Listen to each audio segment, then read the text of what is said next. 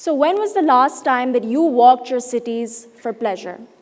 By this, I mean that you walked not because you wanted to get from point A to point B, or walked with a certain purpose in mind, but walked just for the sake of walking, just to take in the sights and the sounds around you.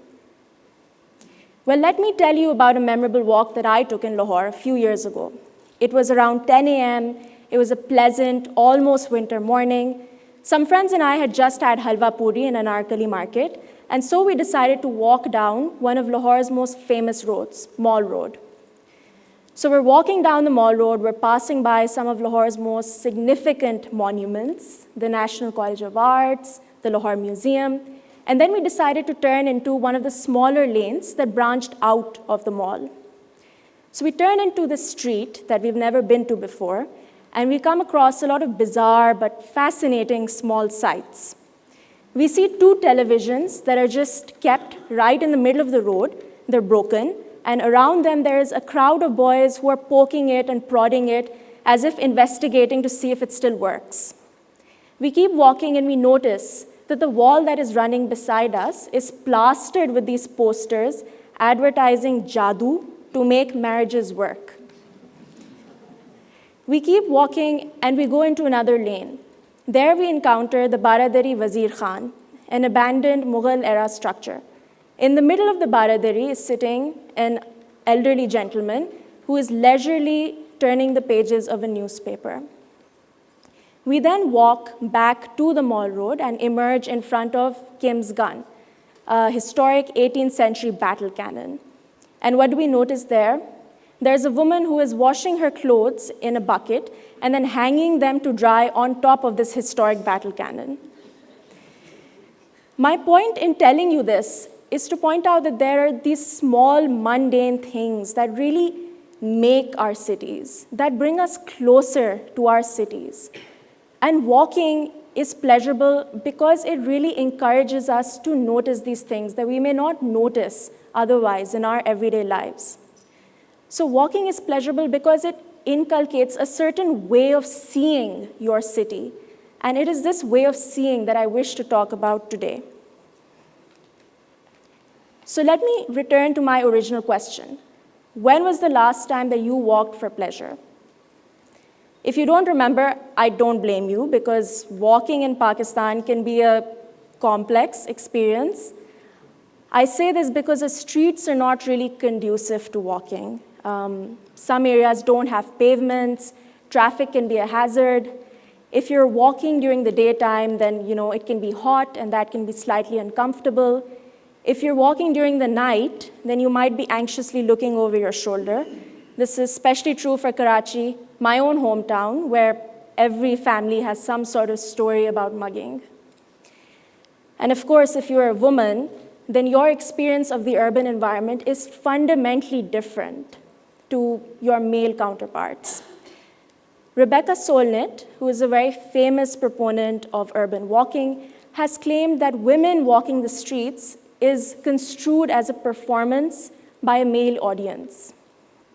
And lastly, if you belong to a certain class, then walking also comes with these notions of privilege, respectability, that are hard to defy.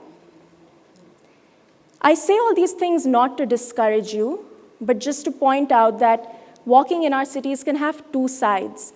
It can be uncomfortable, but it is also highly, highly, highly rewarding.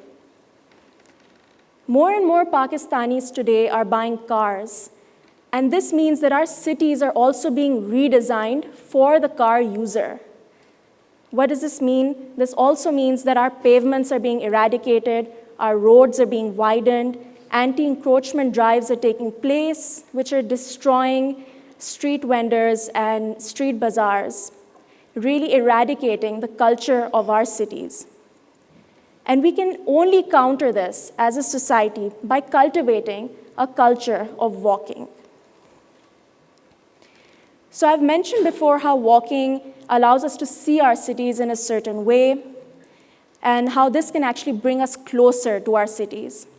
But how can walking make us a better human, a better citizen, and a better change maker?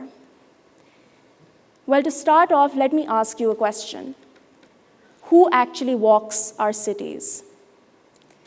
Unfortunately, walking in our society is deeply tied with certain notions of class and privilege. Most of us traverse our cities, so we get from point A to point B through cars, through these enclosed forms of transport.